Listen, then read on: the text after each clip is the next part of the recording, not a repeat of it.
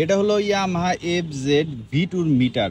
Metre console আপনারা যে যে নামে চিনেন, বিষয় সেটা না। বিষয় হলো এই মিটারে অনেক কিছু নাই যেটা নিয়ে মানুষের কোনো কথাই বলতে শুনি না। এক নাম্বার হলো মিটারের মধ্যে আপনার গিয়ার ইন্ডিকেটর কই, এটা কিন্তু গিয়ার ইন্ডিকেটর না, এটা হলো স্পিড মিটার। তাহলে গিয়ার ইন্ডিকেটর কই, মানে এই মিটারে গিয়ার ইন্ডিকেটর নাই। এক কথায় বলতে গেলে 2025 সালে এসে গেছে, মানুষ এখনো এই বাইকের মিটারে কেন এটা এক্সপেক্ট করে না বা কোম্পানি কেন এটা দেয় না আমি বুঝি না। তারপরে এই বাইকের মিটারে আরেকটা যেটা নাই, সেটা খুব জরুরি বিষয়, সেটা হলো ঘড়ি।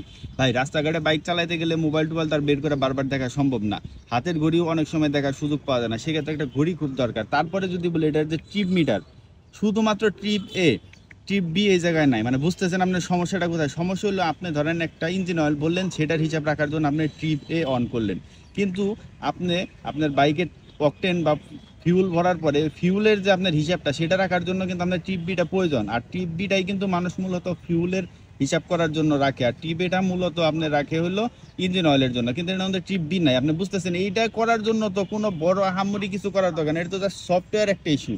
এটা তারা নিজেরা চাইলে ট্রিপ বি কেন ট্রিপ সি পর্যন্ত তারা ইমপ্লিমেন্ট করতে পারে, কিন্তু করে না। মানে মেন কথা হলো বাইকটা অতিরিক্ত সেল হয়, মানুষের চাহিদা প্রচুর, যার কারণে তারা মনেই করে না যে এই বাইকটাতে কিছু আপডেট করার দরকার আছে, চলতেছে চলতে থাকে, এরকম একটা সিচুয়েশন।